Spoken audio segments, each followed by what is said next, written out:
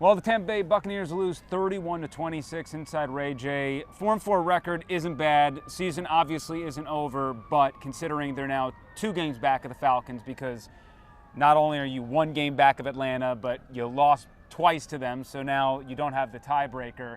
The NFC South seems like a long shot. What were your biggest takeaways from this loss?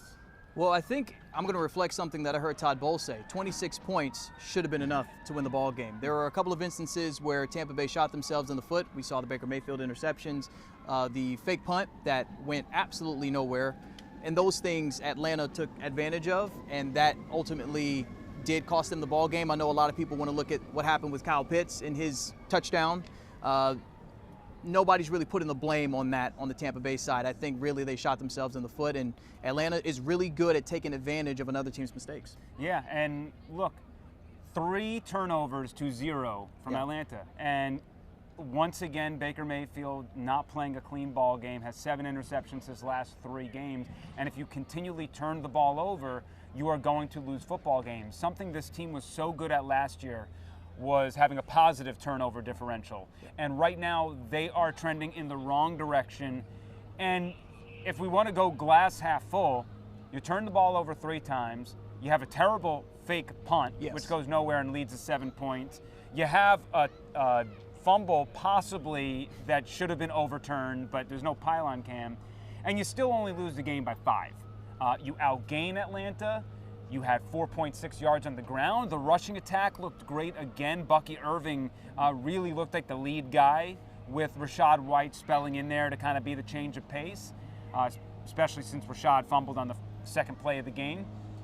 But the defense, even though it got better in the second half, I think that also had a little bit more with Atlanta leaning into the rushing game more, having more penalties so they were behind the sticks.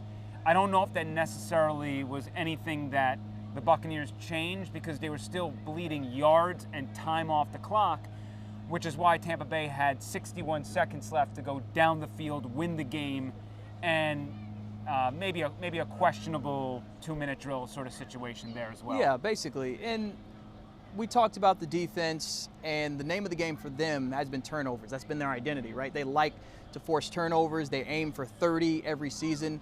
When you come out and you don't force any, well, you're pretty much asking to lose the game, especially when your offense is turning the ball over at the rate that they did.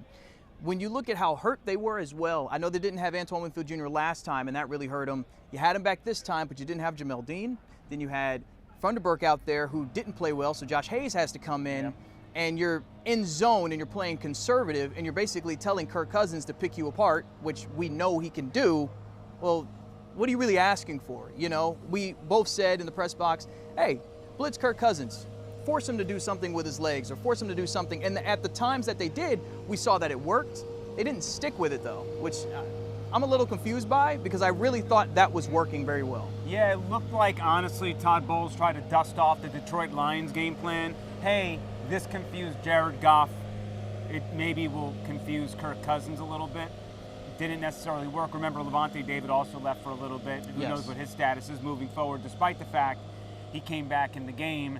And there's just not enough pressure on that 4-man rush there. Atlanta's offensive line did a really good job keeping Kirk Cousins upright for the most part. But moving forward, Tampa Bay now has the Kansas City Chiefs on Monday Night Football, and then they host the San Francisco 49ers in 2 weeks, to when they finally get a bye. Yes. And by the way, the Niners are probably going to get Christian McCaffrey back in that game as well, his first game of the season, unless something squirrely happens, which, you know, knowing Kyle Shanahan, he's not the most forthright in his injury information. But we'll see. So there is a strong possibility the Buccaneers enter the bye week, 4-game losing streak, 4-6. But if they can steal one against the Chiefs and Niners, they can enter the break 5-5, maybe get Mike Evans back. We'll see where Jamel Dean is. There's reasons to believe this team can certainly fight for a playoff spot, and with the amount of injuries you have, it's just make it by any means possible and see what happens, because, you know, you might be seeing Atlanta in a rematch sort of situation. It's very possible. That is very possible, and we know this team can bounce back. I know we've said this before. Baker Mayfield said it. Hey, last year the Bucs were 4-7, went on to win the NFC South. go to the playoffs, and ended up 8 points away from going to the NFC title game. Yeah. They know they have the ability to bounce back. The upsetting trend, I think, is just that the mid-season lull continues to exist during this tenure of Todd Bowles. I don't know why that happens. I don't know if there's one common denominator to give you an explanation for that, but that mid-season lull has been a thing, no matter if it's been Tom Brady or Baker Mayfield at quarterback when Todd Bowles has been the head coach. So having to lean on the bounce back for that again is, big picture-wise, kind of frustrating if you're Tampa Bay. But again, if you bounce back, you bounce back. The second half of the schedule, what happens after the bye week, they could run the table if they get everybody back, right? Yeah. They get Mike Evans back, you get Jamel Dean back. Long term, we'll see how, if anything lingers with Levante David, but ultimately, there is a strong chance Tampa Bay could still make the playoffs, just considering the strength of schedule coming after the bye week. Yeah, so a 31-26 loss.